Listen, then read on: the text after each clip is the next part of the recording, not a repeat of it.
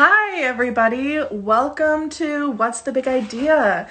I am your host for tonight, Shannon Constantine. I'm going to give a second for some people to get on the live. Thank you so much for joining us tonight. We have such an amazing guest coming to you tonight.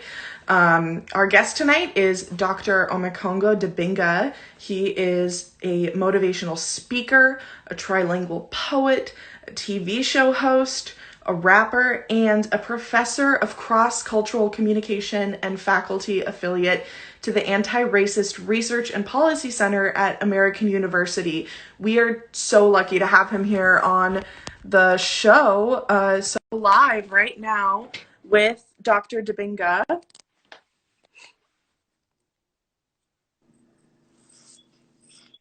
Hey, so good to see you. Good to see you too. Thanks for having me. How are you? Great, great. How are you? Oh, I'm great, thanks. Great. So, let's get started with some questions. All right. So, here's a little bit about how this show is going to go. I'm going to ask you 5 questions in the next couple of minutes about our topic of the night, and some of them are going to be really smart, getting right at the topic in a very serious way, and some of them are just going to be fun. Mm-hmm. I'm ready. All right, great. So our guest, of course, is you, and our topic is voting rights. Mm-hmm. All right, very serious issue. So first, for $1 million, starting out with a nice, cool, balmy $1 million to start it Yeah. off. All right, what law required states to enforce the protections included in the 14th and 15th Amendment? Was it the Voting Rights Act of 1965, Voting Rights Act of 1976, or the John Lewis Voting Rights Act? That would be the Voting Rights Act of 1965. Oh, right. That is, yep, that's correct. Yes, it was signed into law by President Johnson in 65. And all right, so that was, that was pretty easy. You got that one, as is expected, of course. That's why we're upping our game with this next question for $10 million. So Well, right now you Alejandro told me in the chat that I got this, so Oh, yeah. We're going to have lots of support in the chat. So, a hugely impactful bill on voter rights is awaiting a vote in the Senate. Right now, this bill is known as the Out of Many One Act, the Let's Make Mitch McConnell Cry Act, or the For the People Act. Much as I would love to go with B, I have to go with C, For the People Act. Yes, it is the For the People Act. Yes.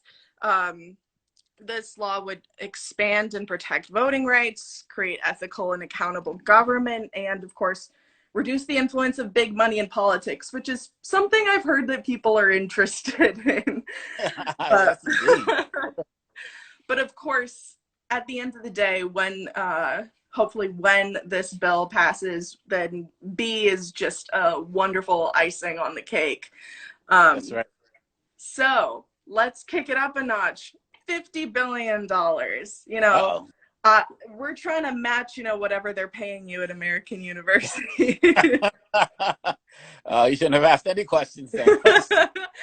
All right. What was the first presidential election year when DC residents were officially allowed to participate? 1960, 1964, or 1980?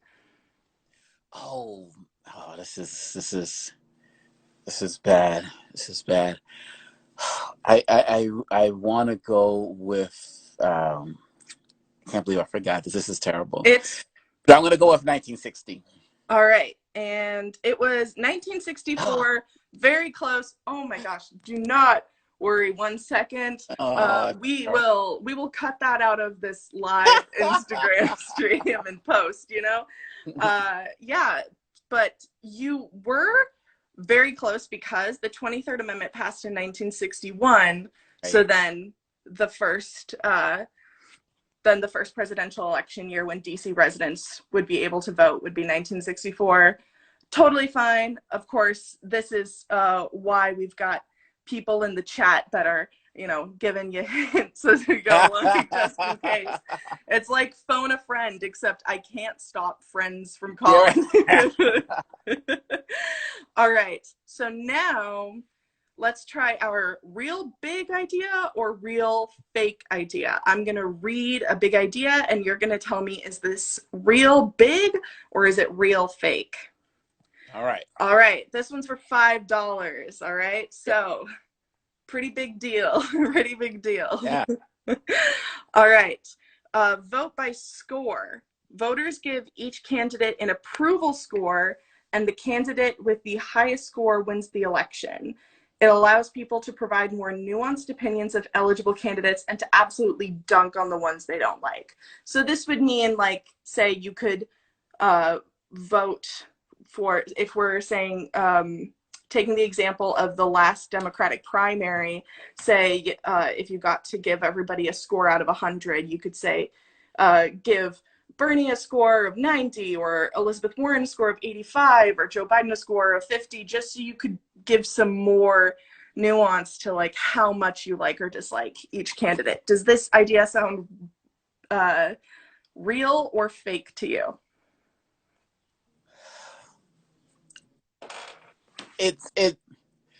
I feel like there are people who would like to do this, but I feel like it's fake because, it's not actually happening. You know what I mean?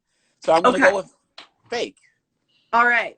So this one I admit was kind of a trick question, which is why I put it for the $5 one, which is that it is kind of technically real, but it only exists in ancient Sparta and the Green Party of Utah. But I was kind of right there. Yeah, like you were kind of right. Real, but it's kind of fake. Yeah, okay. Green Party of Utah, are they real? Yeah. I can't. I mean, look at them. They look like a happy group of people. Yeah, they look green. Yeah, they look green.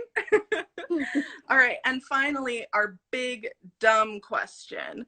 This is where, all of those professorial skills, maybe they'll help you, but maybe you might just have to go off of, all right, this is kind of dumb, but this one is not necessarily a right or wrong answer.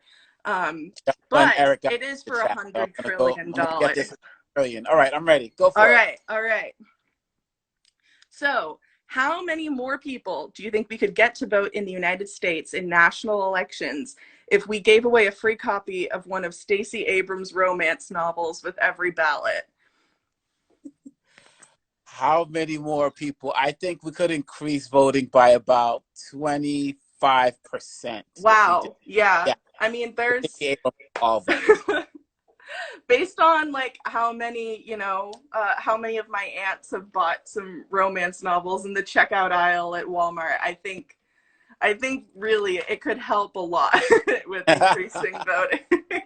Might go around a couple of laws here and there about being able to give out items with ballots, but it could be a lot of fun. Well, yeah, why not? Dr. Dibinga, thank you so much for playing. Thank you so much for joining. Do you have anything that you want to plug at the end, or anything that you want to share that you're that's coming up soon for you?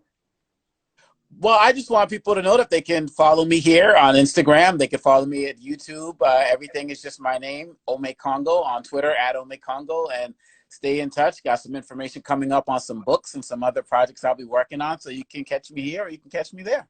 Awesome. That's so great to hear. Thanks for sharing. And everyone here, you can also catch us next week when we're going to be speaking with the editor of Future Human, Yasmin Tayag. So thank you so much, Dr. Dibinga, for joining us tonight.